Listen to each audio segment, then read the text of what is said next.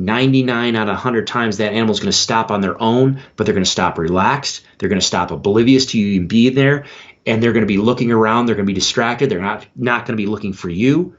It gives you plenty of time to shoot, and most of the time when you shoot, they're going to stand like a stone and just eat that arrow.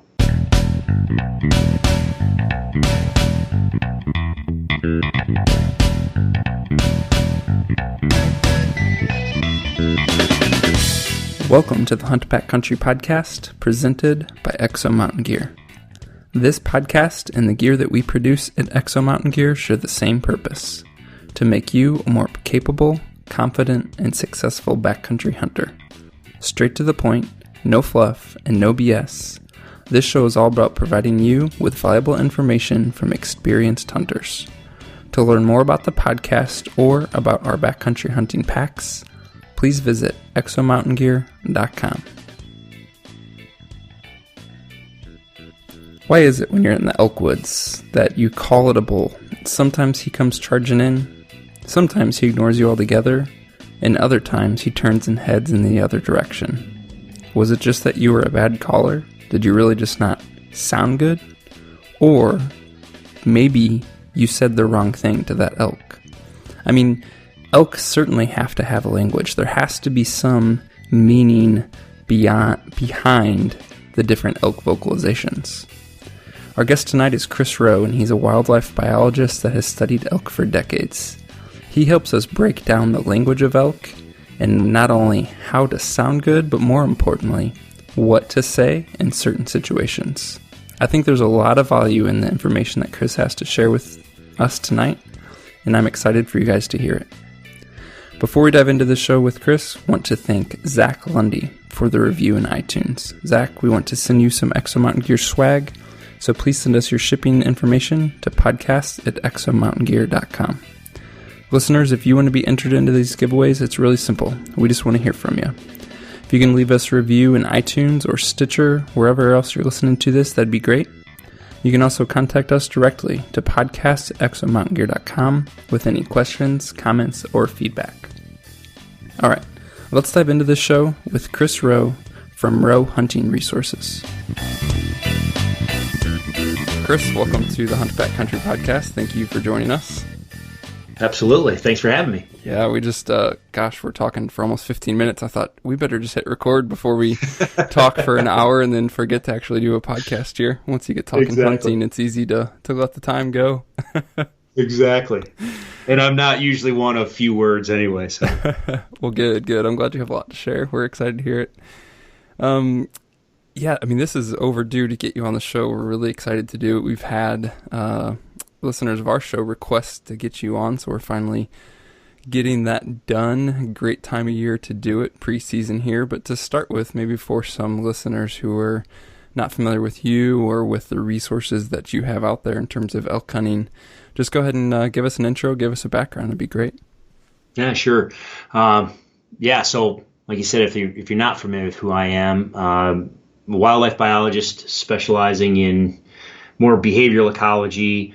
Did a lot of range management type stuff and remote sensing sort of stuff when I got out of college. But really my passion has always been animal behavior and using that information in a management context. So for our professional business, we kind of have two sides of our business. Both my wife and I are wildlife biologists. We operate in the private sector. We have a consulting company, Rowe Ecological Services, where we do your typical bird and bunny surveys. We do clearances for development or management planning for municipalities or county governments. We do everything that you can imagine for wildlife biology and wildlife management planning for development, energy, whether it's energy development or roads, highways, residential or, commercial, it doesn't matter. So we do all that, and Kelly, my wife, handles the bulk of that side of everything. And then everything that I do from a land management perspective with regard to hunting and our guiding and all of our educational materials that I do, I run through Rowe Hunting Resources, and I kind of head that up. Now, Kelly is, like most of our wives, is absolutely incredible. She's also got a law degree, And she also does all of our website stuff. So she's an amazing internet development type person, and she does all our website management. So yeah, without her, the Rowe hunting resources side, especially the online educational materials, probably wouldn't exist. So yeah, she's awesome. So we started most of the ecological services side in the early 2000s. I had been in hunting and fishing all my life, but as I was wrapping up my undergraduate career, being a cocky kid that thought he knew everything, there was an opportunity to get involved with Primos hunting calls from the standpoint of being on their pro staff. That's when pro staff actually was like pro staff. So, you know what I mean? When it wasn't just because just you have a name. A couple of photos and followers out there. Yeah, we were the people that literally went to the trade shows. We were the folks that went and did the seminars and tested the products. And I mean, it was fun. It was daunting, but it was fun and actual work too. Oh yeah, no, I was on in the summer I was on the road constantly. There was a couple summers in a row where from June 1st till about that last week of August, I was on the road every weekend, every Friday night, Saturday night, and even some Sunday afternoons. And there was occasional where I'd do Thursday nights. Every week I was on the road going somewhere, doing another seminar, doing another clinic, doing something. It was just nonstop. It was craziness. But growing up hunting, I had some uncles and family members that got me into hunting, but we were all kind of DIY. We were all self-taught. No one really, we didn't have, these wise mentors, if you will. My grandfather kind of gave me some really good, initial tips on turkey hunting and turkey calling and fly fishing and that. But for the most part, we just kind of were self-taught. And so when we were growing up going to seminars, you'd go to some seminars, and I'm sure probably some people listen to this now are probably the same way. You go to a seminar and you sit there for an hour and you're like, goodness gracious, why am I sitting here? Why? What am I getting out of this? I don't want to hear your stories about how you've gone to this place or that place or this place or that place. Give me some meat and potatoes. I'm giving you my time to sit here and learn something. Teach me something. I used to call it the so what factor. So what? Why am I sitting in this chair listening to you? So what?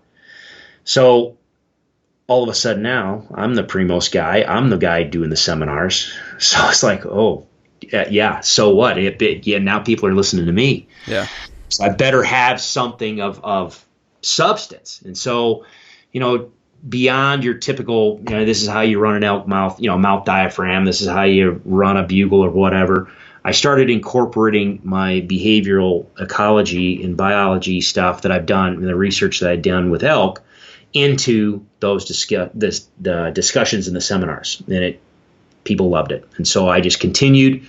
We kept growing and growing and growing. I started doing summer clinics, 3-day clinics, and the whole 9 yards. And then finally, in about 2010, that's when the internet really kind of caught up to where it made, from a DIY standpoint, where Kelly could actually get online and actually manipulate websites, and we had online streaming was starting, and we had the ability to bring that material to a marketplace type setting in a very easy medium for us to manipulate it, but also to bring very high quality material for people to watch. Because the one thing that I truly believe in is, anybody can flap their gums at you. I can sit there and talk at you. You can sit there and talk to people.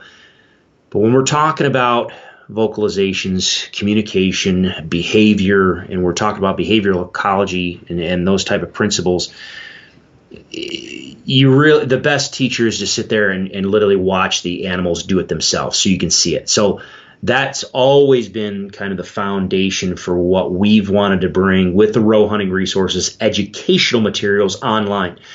I'm going to tell you that an elk is going to do XYZ, but rather than just tell you about it, I'm going to show you HD video and now 4K video. Here's an elk doing it.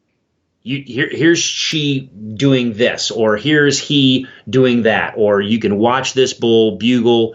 You can listen to a bugle. You can watch his body language. Now you get to see who reacts, why they react, did they not react, what about the cows? You get the entire context, and then we can go through that and pick it all apart and just help people really get a concrete understanding of what's going on out there, why, and again, my philosophy is understanding why they're doing it, and then how that can translate in, for this case, a hunting scenario. From a land manager's standpoint, I can sit there and say, okay, if we're going to manage this property for elk, sure, there's some behavioral stuff that we want to do from a land management side, but from a hunting side, that's where the Rowe Hunting Resources, we've got an elk module, a turkey module, and we're going to be really diving into our whitetail module here in the future. That's awesome. Well, before we get into, I guess, some of the vocalizations and calling specifically, I'd love to hear about some examples of this behavioral aspects from your background that, most hunters miss out on simply because they don't have the education or don't have the experience or don't have the time in the field like you have. Just kind of give us an idea of what are some of these behaviors other than the standard stuff that we're familiar with hearing, whether a bull's being dominant, whether a bull's challenging, things like that, the common talk of behavior. But I'm just interested from your perspective, what are some things you can kind of give us to look out for in the field, maybe kind of open our eyes as to what's happening at a deeper level than what we currently understand as your average hunter? Well, right off the bat, we separate everything out on our website, because in different blocks of information. And so from the foundation principles, just the basic foundation understanding, your basic behavior, like one of the biggest things is what I call the doorway principle, and especially the see you first, hear you second principle. The doorway, everybody talks about calling and being a better caller, but I do too. But I think anybody would admit that really it doesn't matter how good of a caller you are. If you don't have your setup right, it can be almost irrelevant at times, because if you get your setup wrong, it doesn't matter if that animal responds to you and starts to come in. If it doesn't give you a shot opportunity, or based on how you're calling or what you're doing or where you set up, the animal swings around downwind, it's over before it even began. Yeah. So set up in terms of positioning on the landscape. But the thing is most folks will spend a lot of time talking about, okay, set up where you've got a shooting lane, or set up where you've got stuff behind you to break up your outline and all that. And all that's extremely important. But especially nowadays and we can have an argument or a discussion on whether camouflage matters or doesn't matter or what, but especially nowadays with quality camouflage patterns, I mean, goodness gracious, some of these, and I've tested it and I can show it repeatedly on our videos, where you can stand in the middle of a wide open, forest or on the edge of a meadow and wide open, and your camouflage will work extremely well. But did you choose the spot on that landscape in that particular area to maximize your success at getting an animal in front of you? And if you look at the doorway principle, I talk about, how does it, we always look at it from our perspective. All right. So when bull bugles up the hill, we cover the distance. He's responding. We get within 100 yards. The bull's, he's coming. He's moving in. The first thing that a lot of us are going to do is we're going to stop and we're going to all right, where are the shooting lanes? Where can I hide? Where can I get my camouflage pattern blended in the best? Do I stand up? Do I kneel or whatever? And then if we think about where the elk is going to come from, it's usually secondary. Where what I spend a lot of time talking about is, okay, how do we flip that around? I don't care so much about what's behind me or around me. I'm going to let my camouflage do the work. I'm going to be careful on what camouflage I choose. I'm going to let that do the work.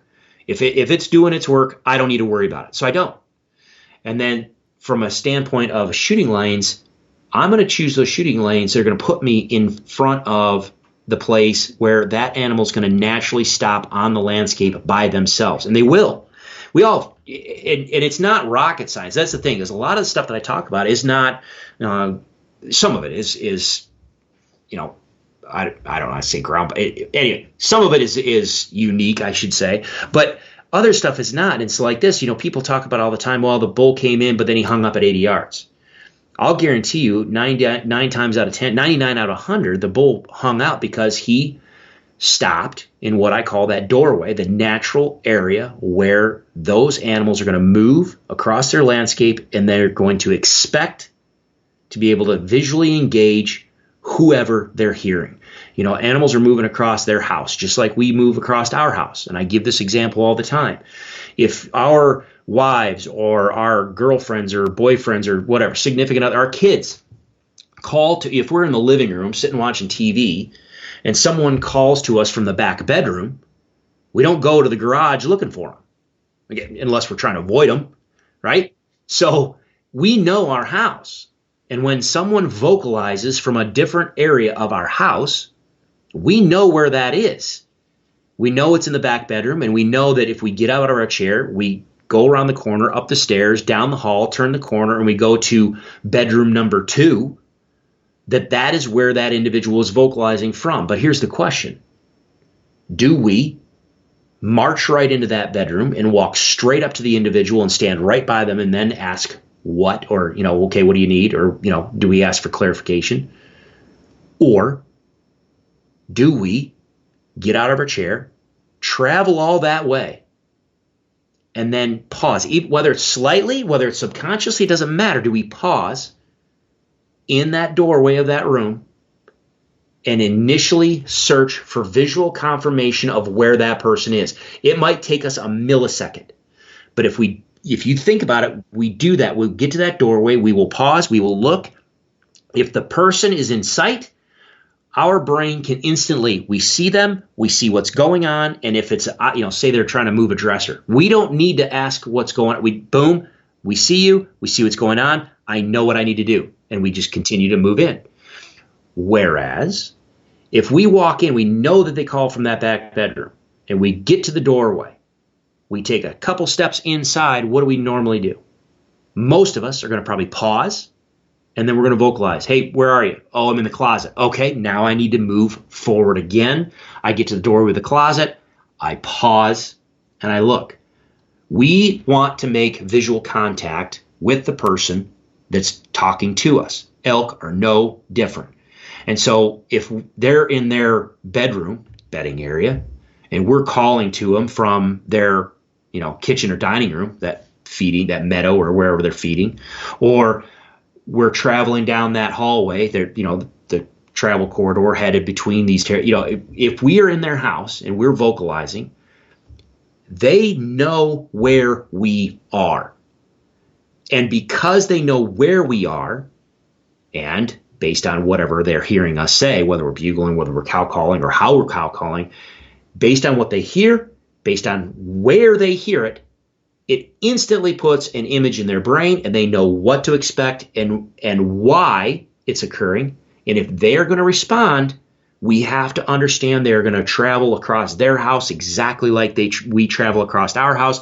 They are going to pause in their doorways, those transitions from the thicker cover of their bedding area to the open edge of the aspens, or from the aspens out to that meadow. They're going to go from the thicker timber into the more open timber. Anywhere you've got that, whether it's a vegetation density break, going from dense to thin or thin to dense, or maybe you've got a bench or you've got a saddle or there's a train break, whatever, as soon as they get to that point where they should be able to make visual eye contact with whoever they're hearing into that particular area, they're going to pause. And the beautiful thing about that is, okay, if you know that, one of the other things that people run into all the time, the animal's moving in, say it does not hang up and it keeps on coming, but it's going to go right on by them. Maybe someone gives them a cow call to stop them, or they use their voice to stop them, or they give them a chuckle or something to stop them, and that animal stops. Well, depending on how you stopped them and how close they are, a lot of times those elk are going to whip their head over. They're going to stop on a dime. You're going to watch their body coil. They're going to look in your direction, and they're going to be staring a hole through you because, oh, what the heck was that? Depending on the distance, especially with a bow, you take a shot. There are a lot of times people say, well, that bull reacted and he kind of spun and maybe I hit him in the shoulder, or he spun and I hit him far back, or he spun and he dropped. I've had it happen. I've seen it happen with hunters of mine. that animal can literally absolutely jump the string just like a whitetail and have that arrow go right over their back. If you set up with doorway in your mind, 99 out of 100 times that animal's going to stop on their own, but they're going to stop relaxed. They're going to stop oblivious to you even being there, and they're going to be looking around. They're going to be distracted. They're not going to be looking for you. It gives you plenty of time to shoot, and most of the time when you shoot, they're going to stand like a stone and just eat that arrow. So a key takeaway, that makes so much sense and an incredibly helpful way to break it down. As a key takeaway from that to then make your approach and sort of beat them to these transitions areas, beat them to these doorways, try and identify the point of these transitions between you and the elk, beat them there and have a setup at those locations? Absolutely. And this is the other thing too. And this is, I think, an important distinction for what I talk about and in my philosophy. I hunt solo. Now, granted, I'm taking some relatives hunting for their first elk hunt this year, and every now and then I will go with friends of mine. But for my personal elk hunts, almost every single time I am by myself, solo. So I don't have the benefit of a shooter-caller type scenario. No one's calling for me. I'm not up front of anybody. When I vocalize, I need to put that animal in front of me within my effective yardage. And so, my tagline, call them to your toes. I like close encounters. The farthest elk I've ever killed is 33 yards. The last 3 elk I've killed are 13 to 14 yards.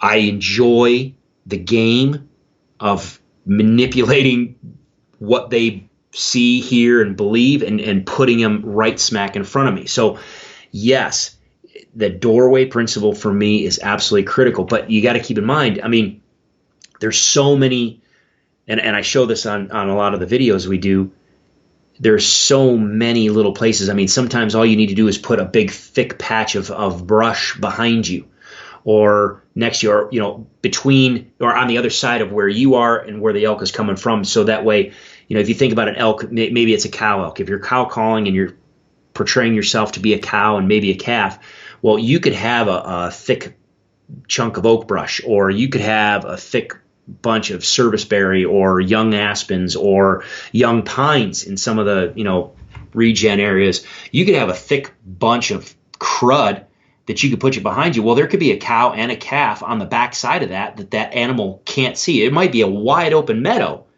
but they can't see on the other side of that. Well, they're going to have to move forward and get themselves to a spot where they can look around it. Well, again, wherever that spot is where they can finally look around that backside, that's going to be the doorway.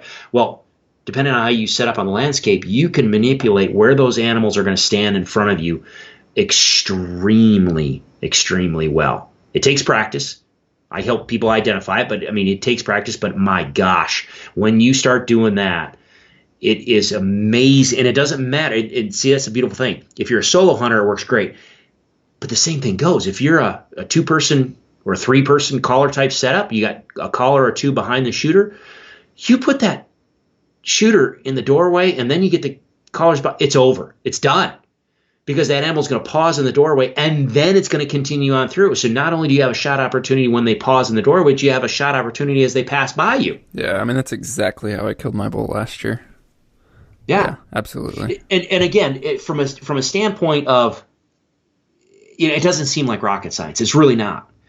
But some of the stuff that I talk about is just a different way of looking at things. If you just kind of turn it around and, again, if you want to talk about vocalizations, a lot of people are out there, and you sent this in my email, kind of a couple little, we're asking a couple little questions. One of the things I see people all the time, from me, my standpoint, I see it as a mistake in many cases. You hear people all the time talk about chirps and mews, chirps and mews, chirps and mews. I'm gonna sound like a bunch of elk, and I wanna use a bunch of chirps and mews. Okay, well that's fine. You can do that. The problem is you'll hear people talk about, I was calling, and I knew the animals were there, but they never responded to me, or I didn't get a response. They didn't do anything. Well, it's because you didn't ask them to.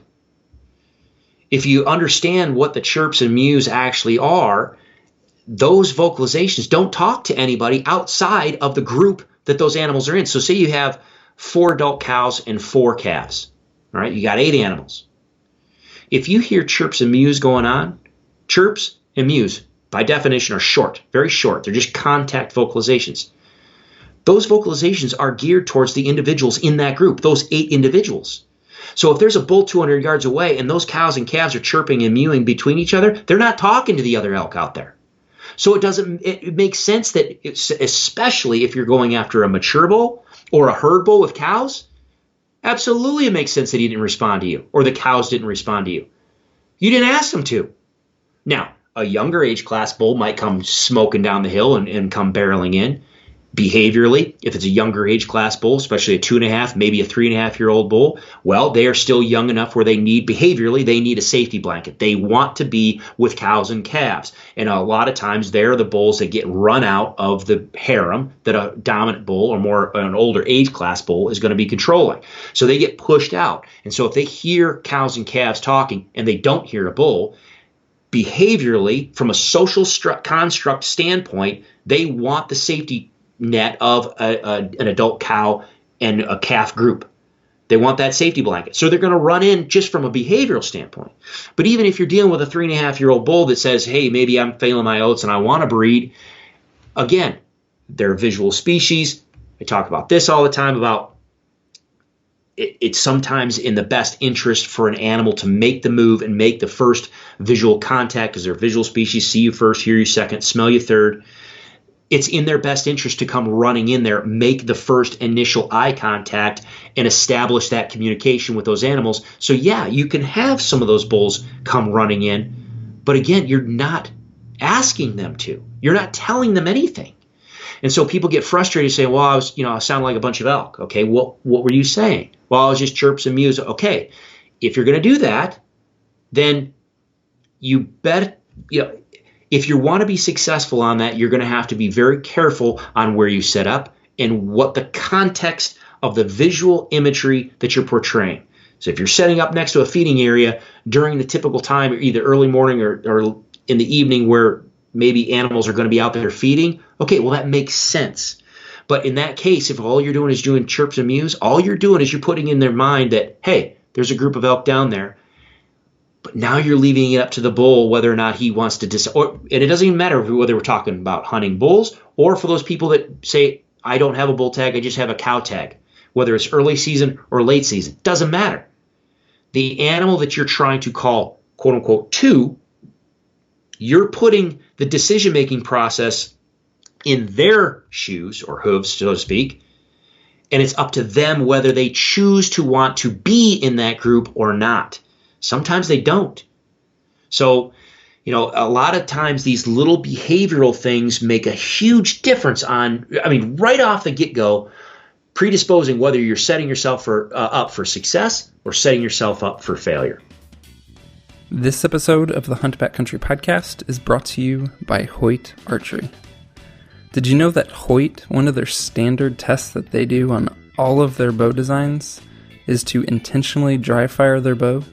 Not just once, or twice, or a dozen times, but 1,500 times. The Hoyt Carbon Defiant that I'm shooting this year, that Steve's shooting this year, we've been shooting for a couple years, it's insane to think that it can take that abuse. 1,500 dry fires.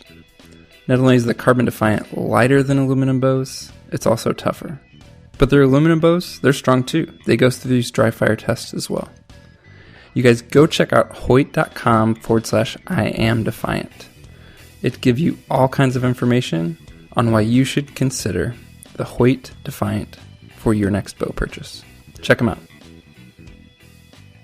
I'm curious, I want to move on to talk a little bit more about vocalizations, but before we do that, as we were talking about, the doorway and things like that, if anything else sticks out to you in terms of being able to seal the deal in that last 100 to 150 yards, because I think so many guys, they can locate elk, maybe they can get to kind of in that range, 100 yards, but as that's where the battle is won, especially if you're archery hunting, and that's where shot opportunities are, can be few and far between, and capitalizing and getting close and making that count is where you fill tags. So anything that comes to mind on advice or recommendations that guys should look into on sealing the deal on that last little bit of yardage there? Well, then tell me what's the situation I'm dealing with. Am I dealing with a bull that has cows? Am I dealing with a bull that doesn't have cows, or do I not know?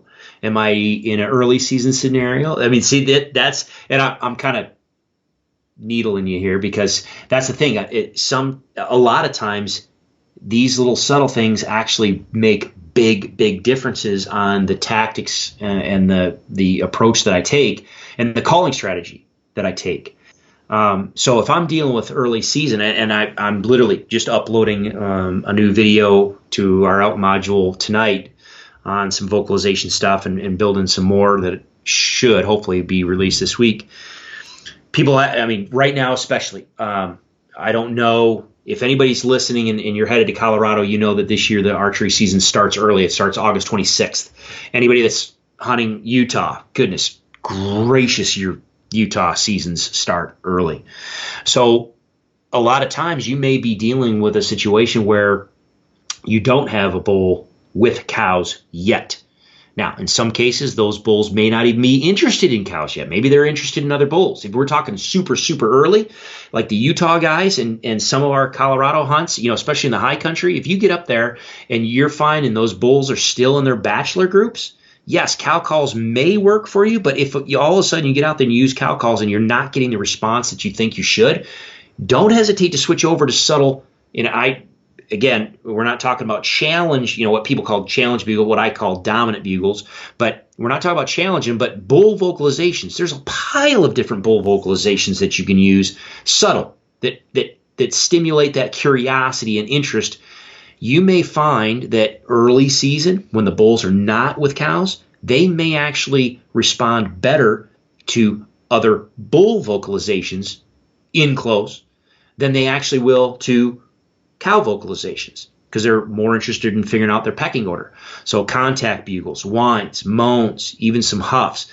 I call check bugles, where, say a bull, he'll start to bugle, he'll start, he'll hesitate, kind of pause, stop, and then and then just kind of fall off, and just it's almost like he changes his mind halfway through, where he's not quite sure if he wants to, vocalize all the way.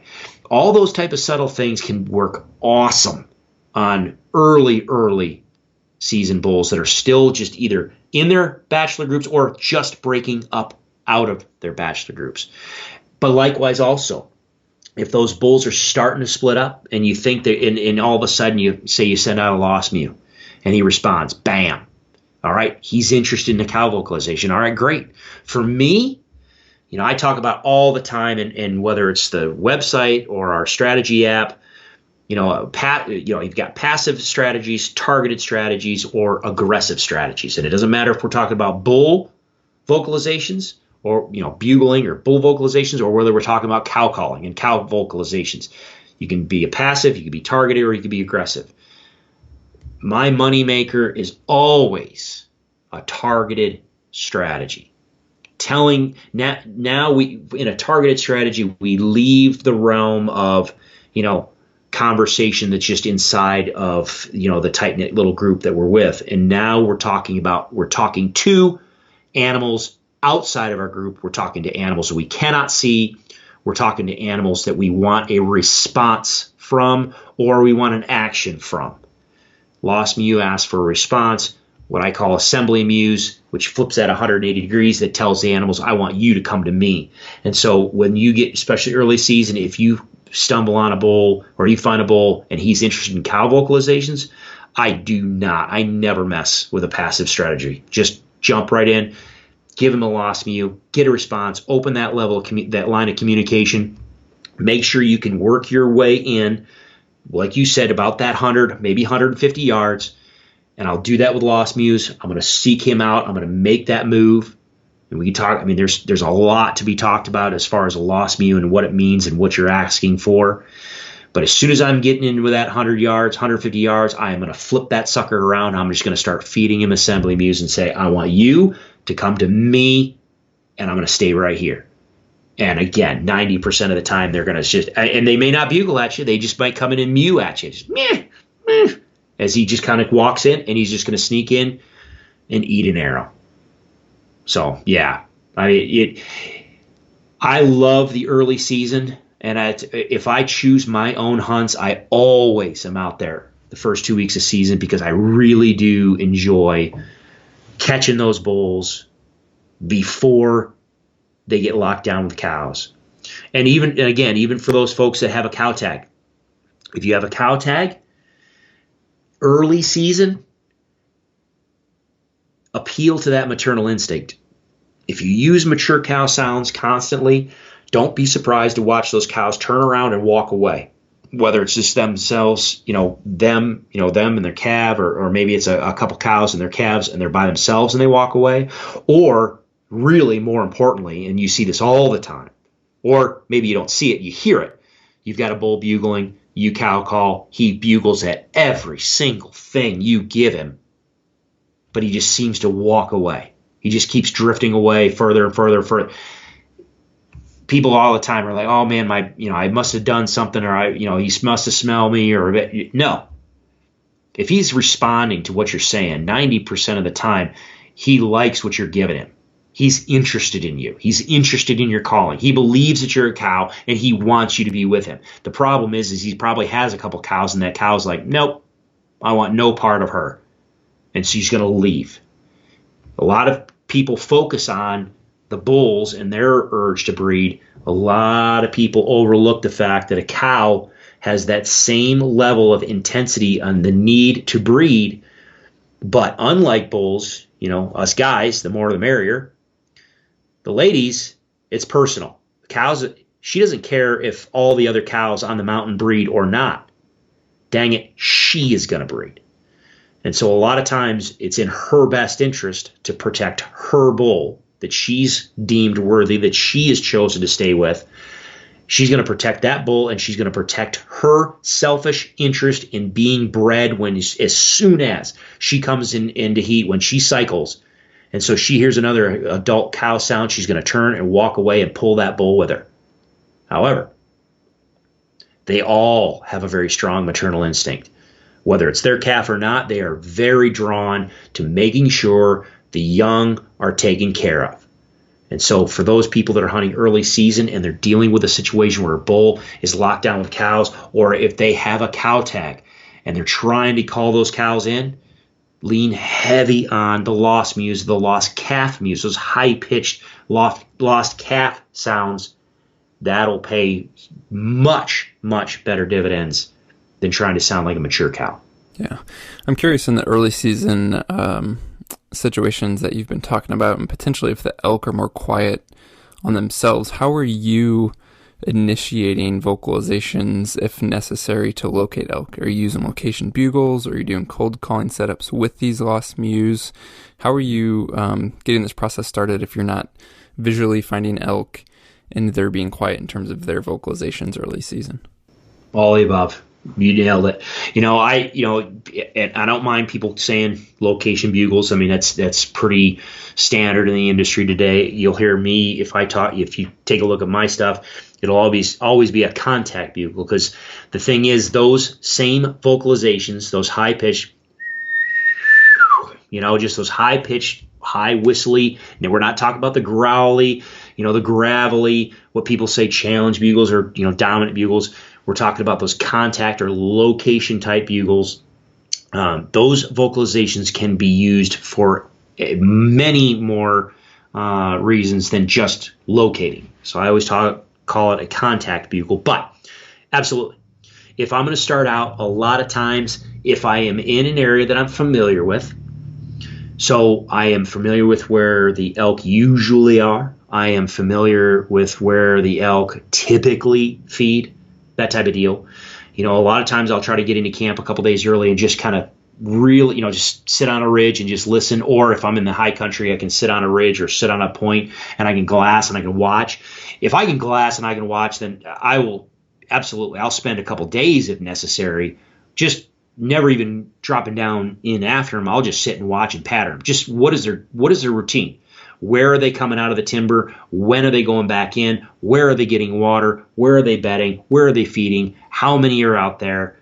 Who comes out first? Are they coming out together? Are there lollygaggers? Is the bull? I mean, I just eat all of that up, and I'll sit for a couple days and just sit and watch, figuring out where the vulnerabilities are, and then I'll pick my game plan from there, and then I'll slip in and work them. However, if I am in lower elevation country, maybe it's all timbered. And where I'm going this year, I really have a very limited ability to get on any sort of point in glass. I mean, I can get on points, but it's just so thick that the pines and the brush is so thick that it doesn't matter. I mean, they're just going to be buried in there. At that point, because there's a couple places I am familiar with, I'm just going to go to those places where I know, okay, they typically used to feed here, or they typically used to bed here. They typically traveled between their bedding area and their feeding area here. If that's the case, then typically what I will do is I will slip in. I always try to start with a cow call. I'll just start with a lost mew. One of the things that folks will learn about me if they're not familiar with me already is I really do lean heavy on the philosophy of start low key and then build up from there. I don't mind calling a lot if I need to, but I never call more than I need to, but I will call as much as I have to. And so I will slip in and I'll just give them a lost mew or two and just send that out there and just see if I can get a response. If I do, then a lost mew is very, very low key. And that also means a lost mew can be directed at a bull, it can be directed at a calf, it could be directed at another cow. So if I send out a lost mew, it's a very realistic vocalization to be cast across the landscape.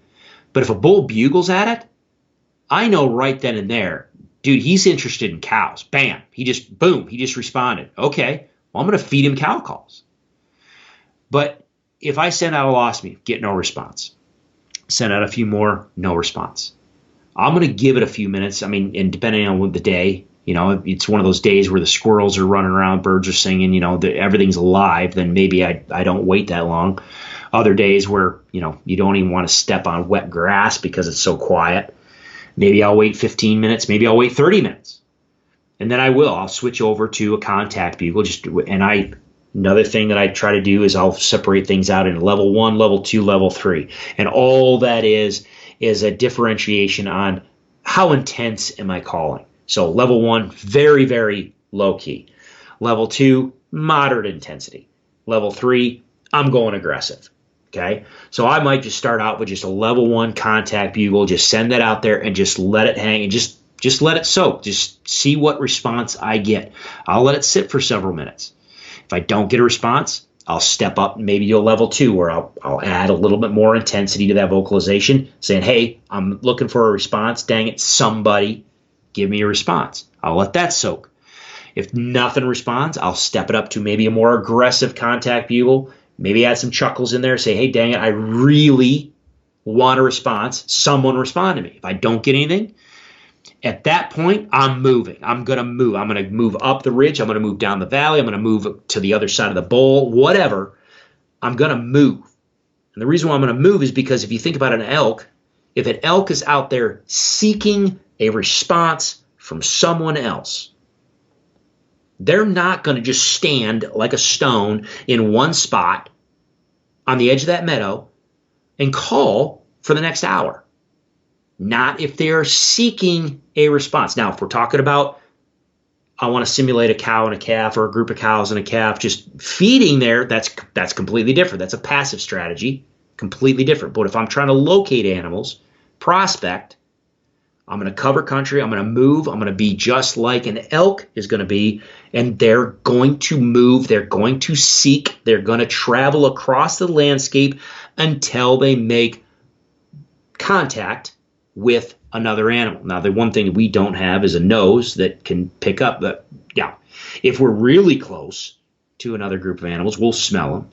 But, the beautiful thing with elk, I mean, they can pick up the subtle things. And so sometimes they'll just scent trail another group into another area. But most of the time, I'm going to use a lost mew to start, really passive, or just really low key.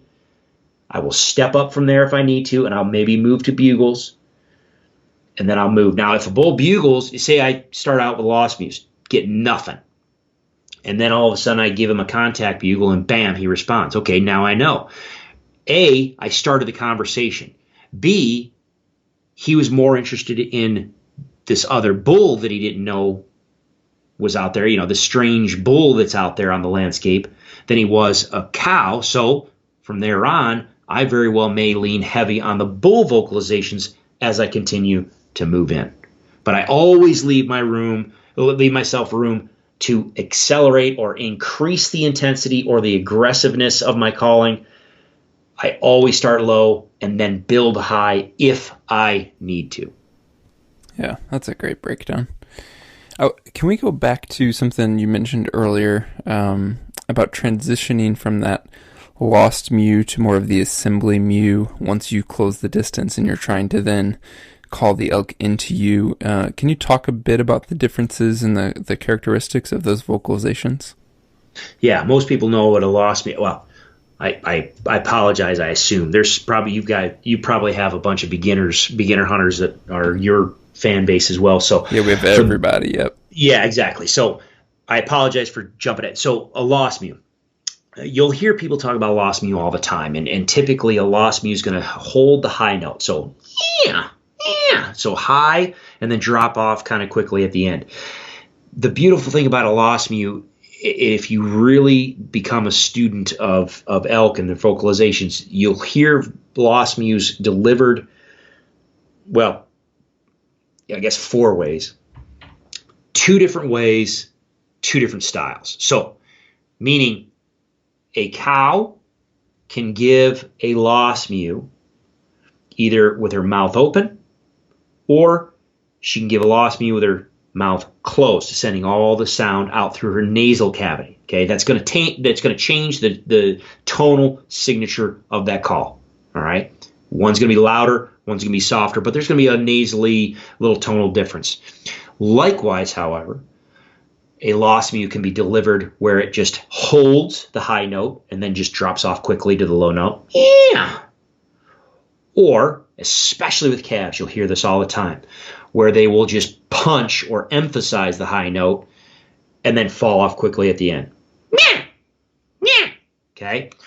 So, understanding that, you can be a little bit more realistic in your calling. You be a little bit more diverse in your calling. So you can either hold it or you can punch it. But regardless, both of those hold or emphasize the high note of the vocalization.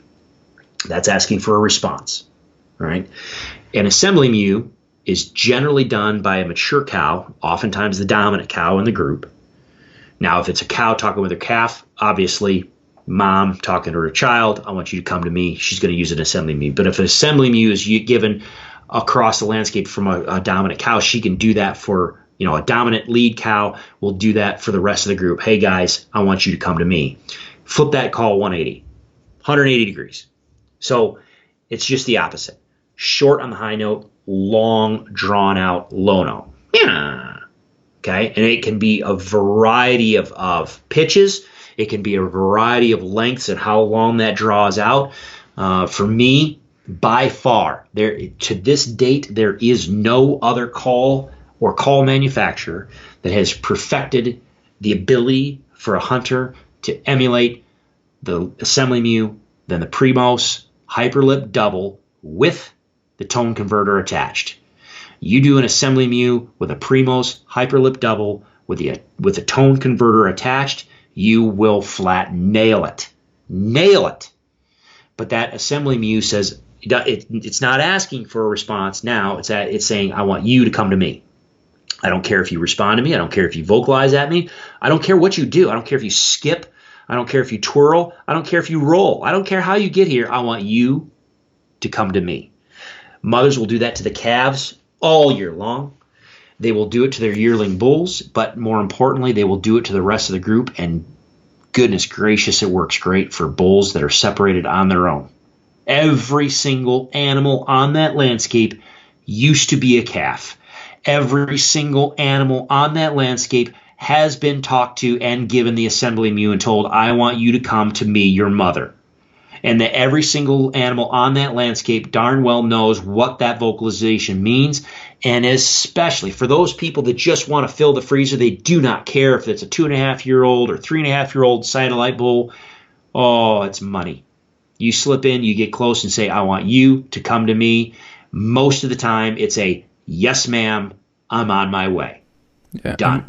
I'm glad you highlighted the fact that they don't necessarily come in a certain way. Like, so the scenario you laid out earlier of this lost mew, potentially you might have a bull responding to that, maybe with a bugle. But if you then transition to this assembly mew, and the bull then shuts up, as hunters we might think, oh, well, something's wrong, oh, he blew out, oh, whatever, I should try something else, etc. But it sounds like that's a position where you just need to maybe exercise some patience, because that bull is fully committed. I mean, he's coming in, but he stopped being vocal in response because he said, oh, they're calling, I'll come. I don't need to talk anymore, right? Because I'm coming. So that's good to know that as hunters, if we make that transition and go assembly mew, to wait it out, don't give up if we're not, receiving more vocalizations from that. And the other thing too, you nailed it, absolutely. And if folks get on my website in the elk module, you're going to see, like I said, you've got the foundation principles, and there's a series of videos in there that are just the basic. Okay, here's your nuts and bolts. Here's the information that from which everything else builds. Okay, hence the foundation. And then you go to recognition. Recognition for us, we got the gallery, and we've got a series called Real Elk Sounds where people get to watch elk be elk on their own without any outside interference. So you get to see cows interact with their calves. You see bulls interact with their harems. You get to see bulls interact with the bulls. Okay, this is not a hunting scenario. Do you provide commentary on that? Oh, yeah. Like context on what's happening? Yeah. Oh, yeah, absolutely. Not only in the beginning of the video, it will set up, I'll say, setting the stage. What are you looking at? It goes through all of it. I set the stage, what you're going to see, why it's important, viewing, listening tips. Okay, pay attention to this, pay attention to that, listen with headphones so you can hear the subtle stuff. I set all that up in the beginning. And then on some, especially at the beginning recognition, the gallery videos, on screen, I will put, a cow will, meow, okay, and I'll label it, lost mew.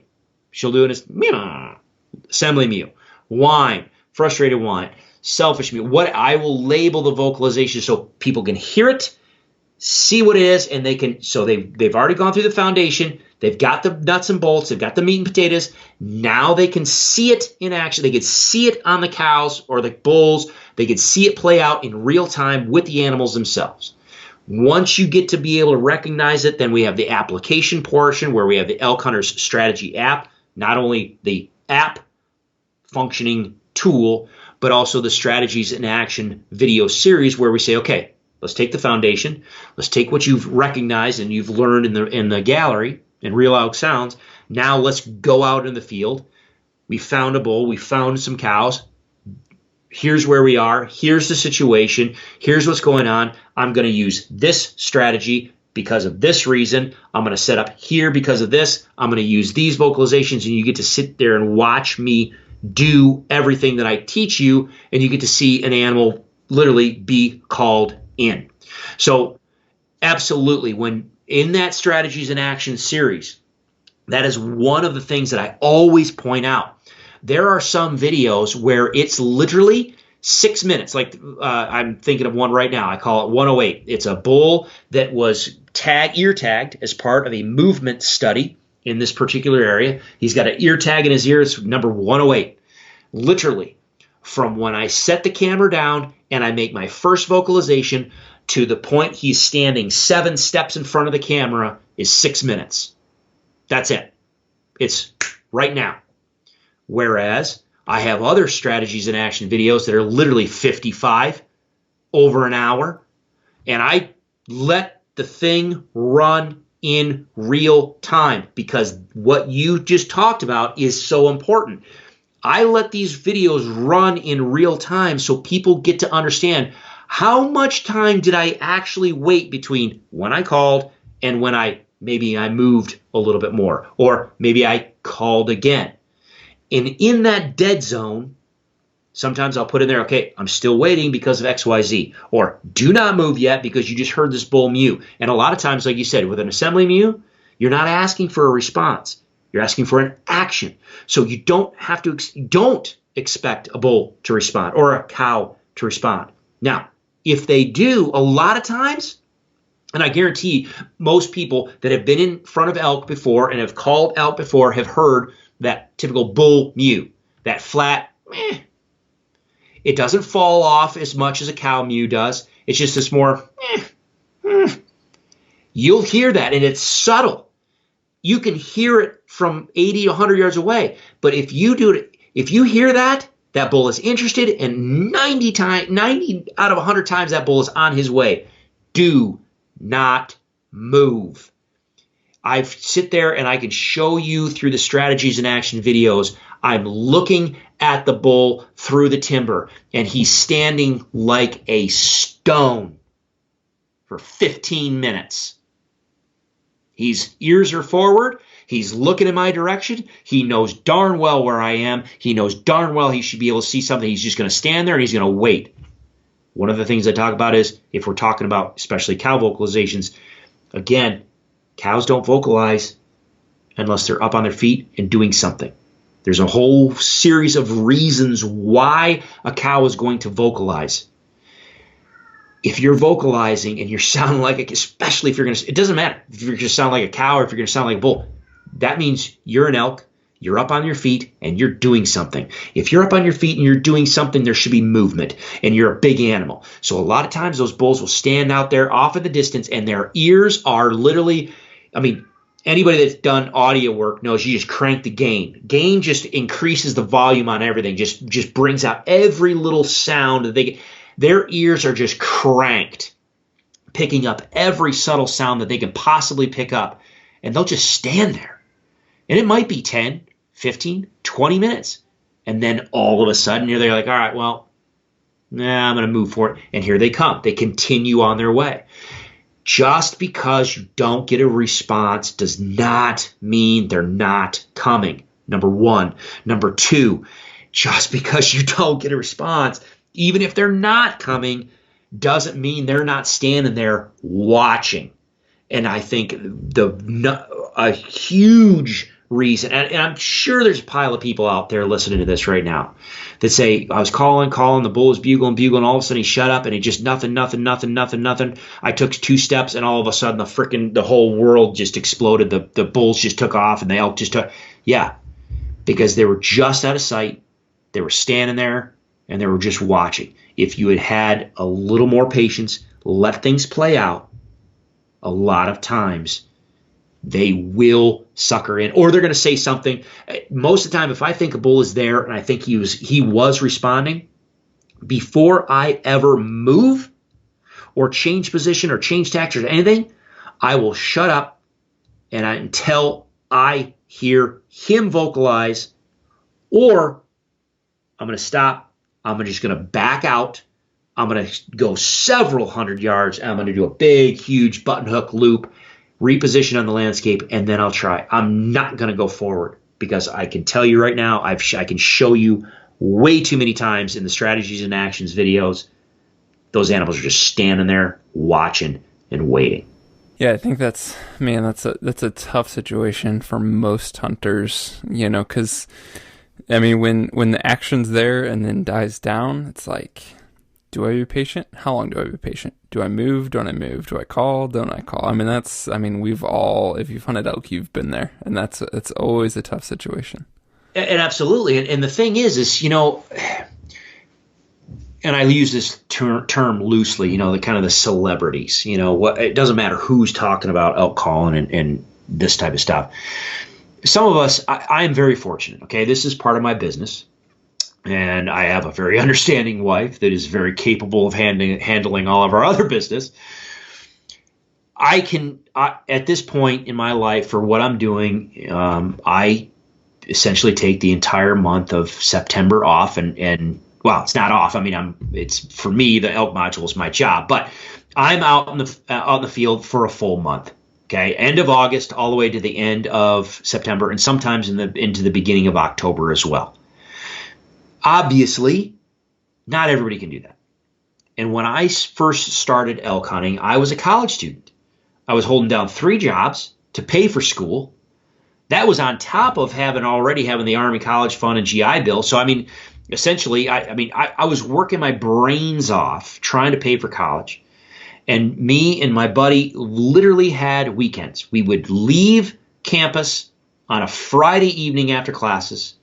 We would drive to our elk spot. We would hike in the dark. We would get into camp anywhere between 11 p.m. and 2 a.m., set up camp, get up Saturday morning, hunt Saturday morning, Saturday evening. If we didn't get something on the ground by then, we would complain and grumble, and then we would get up early Sunday morning and decide. We're like, all right, do we try to go Sunday? Because we have to leave Sunday night. So if we kill something Sunday morning, we've got to get that whole thing out to the truck so we can get back in the truck and be back on campus by late Sunday night so we can be back in class Monday morning. So you've got like a day, if not maybe a day and a half.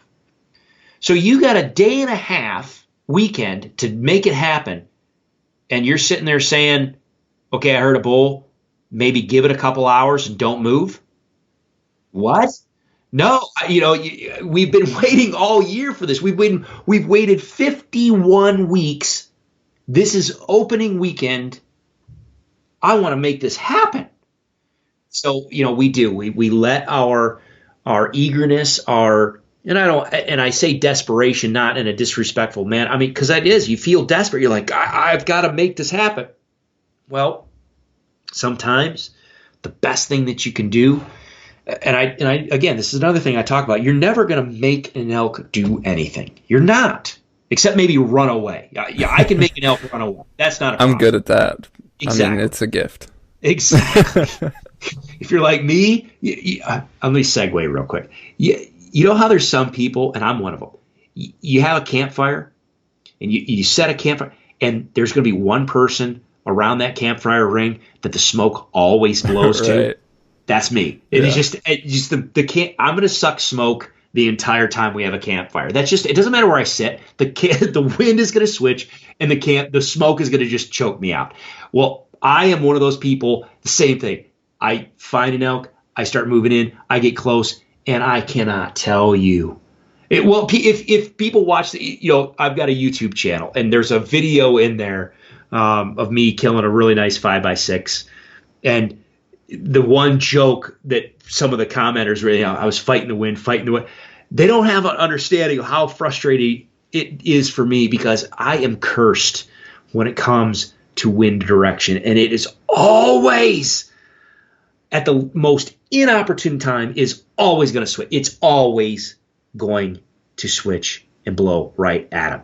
So yeah, but trust me, I can make animals run away, but we're never going to make them do anything else favorite. All we can do is put in their mind what they ought to do, or maybe what's in their best interest to do at the time. All we can do is suggest to them, hey, this is a scenario that might be appealing to you, whether that's a cow appealing to her maternal instinct, whether it's a younger bull, appealing to that safety blanket, or a younger bull appealing to the fact that maybe I'm a satellite bull and I can score on a lone cow and a calf and get my own ladies, whether we're talking about a herd bull, whatever, it doesn't matter.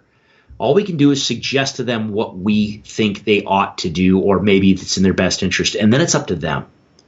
And so if we think we are on a tight timeline, man, can it be tough to sit back and just take a breath and go, okay, I've done my job. I've located them. I know where they are, and I've opened up that dialogue. They're responding to me. Awesome. I have moved in. I've covered the ground. I've gotten close. I'm within that 100, 150 yards. I've done that well. I've vocalized in such a way that I've told them exactly what I want them to think. At that point, you've done your job. Now it's up to them. You've intrigued their behavior, their curiosity. You've put a picture in their brain. You've got to trust that what you just did is enough. Now, you might have to adjust here later on, but and I talk about this is another, let the setup work. Let it work. So many times they just take their time, and they might just come slowly feeding in. That's fine. They'll eat an arrow just as well whether they're feeding or whether they're coming in, charging and bugling at me. I don't care. I don't care. Mm-hmm. The meat, I've got an elk on the ground and I've got a freezer full of meat. Thank you very much. Yeah, that's great. One more thing. I'm sure we could talk for hours, and thankfully it sounds like we have hours and hours of content that are accessible from you. But one more thing I just want to make sure we hit, and you mentioned it, that elk, especially cows, they're going to be vocalizing from their feet. They're going to be moving. Obviously, any elk moving is making noise. I'm curious how you integrate non-elk vocalization noises into your approach, whether that's something like raking or just natural, footsteps, just kind of the natural commotion of elk, or something specific like raking. When do you turn to that? How do you integrate it into your approach? For me, it all goes back to my initial philosophy is trying to start low key and always building up from there. If you think about elk moving across the landscape, yes, we all know there are times when, goodness gracious, it's like somebody has a D9 cat just driving through the timber. I mean, they're loud.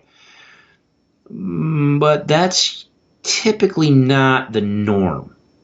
More often than not, at least for where I hunt public land, over-the-counter units. Every now and then I'll be able to draw a limited entry license and have an opportunity at that. But year in and year out, I'm on public ground. I'm out there slugging it out with all the other guys and gals out there hunting. Most of the elk that I encounter, more often than not, I'm looking up going, holy, where the heck did they just come from? They just slip in and they're dead silent. So as I'm moving across the landscape, whether I'm calling or not, most of the time I'm going to try to be at absolute dead silent as possible. Now, obviously, depending on what scenario I'm trying to portray, if I want to involve say, for instance, a cow calling strategy, and I want to be more aggressive with that, all right? Well, if I'm going to be moving, I'm going to be moving quickly, I'm going to be vocalizing a lot. Well, if you think about it from a cow's standpoint or an elk standpoint, if she is moving quickly, if she is vocalizing loudly, then she at that moment is not as concerned for safety as she is for accomplishing whatever it is she's trying to do, whether she's trying to locate other animals, whether she's trying to get her calf to come in, whether she's trying to get a bull to respond, whatever she's doing that's causing her to move quickly and vocalize loudly is dominating her decision-making process, and sound moving across the landscape is probably not as important. So that's usually when you'll hear those animals moving quickly and usually a little bit more loudly. So when I move into a more aggressive cow calling strategy, that's when I will purposely kick rocks, step on twigs, snap twigs as I'm walking by. I will start making secondary sounds, environmental sounds, to make it sound like an actual animal is moving across the landscape. Same thing with my bull vocalizations, just like you said. I'm going to start out low key. I'm going to use my bull vocalizations just like a bull will. Typically, he's going to be very quiet. But as I bump up the intensity, or if I'm in a situation where I am in that zone, I'm in within 100 yards, that bull is there, he's engaging me, we're going back and forth, he's just reluctant, okay, well then I'm going to use some of those sounds like you just said with raking, or whether I'm going to start moving around and snapping branches and make it sound like I'm doing something in that area other than vocalizing. The beautiful thing about raking is it can actually portray a number of different. It can be done for a number of different reasons. Some people think it's an aggressive sound, which it can actually be, depending on how aggressive you rake. The other thing it can do is, or it can be done, and the reason why it is done by an elk is from a behavior standpoint, it's called displacement behavior. So if an animal gets frustrated, or he feels that he can't get the response or the action or reaction from the other animal that he's looking for, or he feels intimidated, especially, he's going to take his frustrations out on another inanimate object. And so he can start raking his antlers just out of frustration. It's not an aggression thing. It's just a frustration and a displacement behavior. Well, that can be absolutely ideal for getting another bull to sucker in, because now you're saying you're frustrated, you're nervous, you're not confident enough to come all the way to the bull that is, the real bull that's on the landscape. So you're going to take your frustrations out on this harmless inanimate tree. That type of sound can absolutely be dynamite, but it's always in a progression. I start low, and then if I need to add those things to add the realism, add the intensity to my setup, that's when I add them.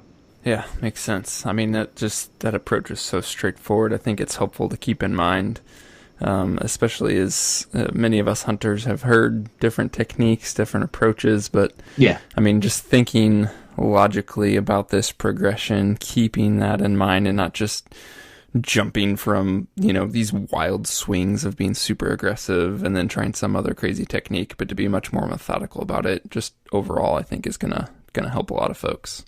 Well, and I will be the first to admit, I mean, I know you guys do a lot of work with Corey, and I've got a lot of respect for Corey. Corey and I kind of do have, when we're talking about tactics, I don't think Corey and I disagree at all. But when we're talking about philosophy a little bit, I think we do, and which is fine. It's just fine. One of the videos I've got on my YouTube channel is, and it's it's more controversial and it's more popular. Take it for what it is. It's the mastering your vocalizations, or mastering your calling, does it really matter? Does it matter if you know what you're saying? In there, I give an example of, say you're in a valley and there are 10 bulls in that valley. There are some people that, and respectfully, I think Corey's one of them. He's said this on numerous podcasts, probably even yours, where he really does enjoy that more aggressive bugling strategy. He wants to find that bull that wants to play his game, that is going to aggressively respond to bugling and bull vocalizations. And there's nothing wrong with that. That's awesome. Absolutely. That's the sexy side of elk calling. My philosophy is, if there's 10 bulls in that valley, okay, I want to know how to approach and work all 10 bulls. There are going to be some that are lovers, some that are fighters. There are going to be some that are timid. There are going to be some that are aggressive. There are going to be some that want to bugle and want to challenge and fight. And then there's going to be some that are going to stand there and they're going to wait until they actually see something, see an elk, before they even do anything. My teaching philosophy, my personal hunting philosophy is, I would like to have the toolbox full of tools and knowledge to allow me to go into that valley and work all 10 of those bulls however they need to be worked. And again, it doesn't matter if we're talking about bulls. I use bulls because that's what most people are going after, but it's the same thing for cow hunters. Whether it's early season or late season, it doesn't matter. I want to go into that valley and work every animal I encounter however that particular animal wants to work. Yeah, whatever's going to get the job done, right? Yeah, and there's some people that want a more aggressive, they want to find that one bull that wants to play their game and be a little more aggressive, and that's fine. The reason why I think, for me, my philosophy has worked so well is, in a lot of the places that I have hunted and over-counter units and heavily pressured areas, I may not find a bull that actually wants to play that aggressive game. Way too often, I'm finding those bulls that are just tight-lipped, that are timid, they don't want to engage, they're very cautious.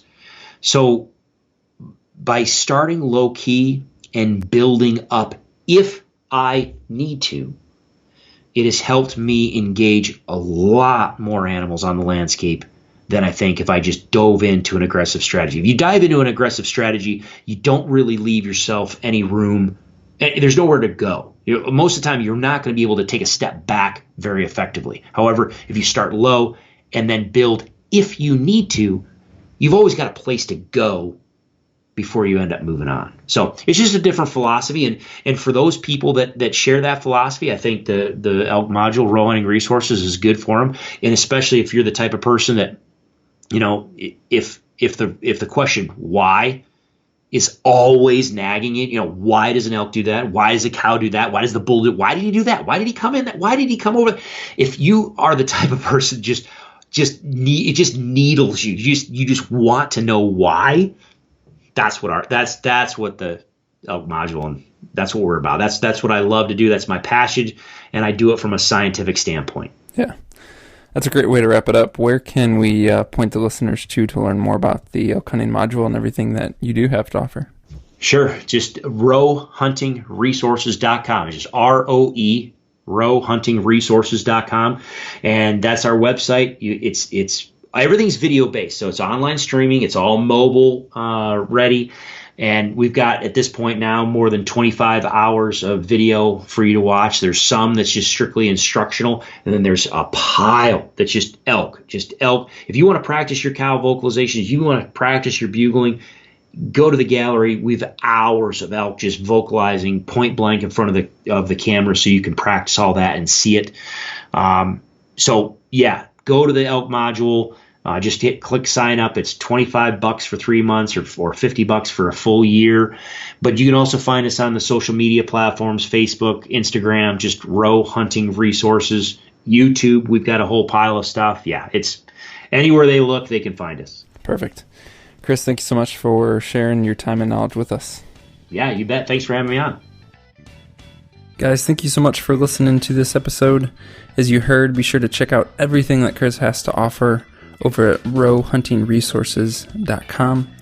Next week, we're going to have another elk episode from a super fun guest, one of the guests that we've had requested to come back on this show and join us. That's Paul the Elk Nut Medell. It's always a good time not only hearing Paul's passion, but learning from his decades of experience and knowledge. So be sure to tune in for that one. As always, thank you guys so much for listening. If you're headed out this weekend, good luck scouting or hunting or just enjoying the outdoors. Get out there and get after it.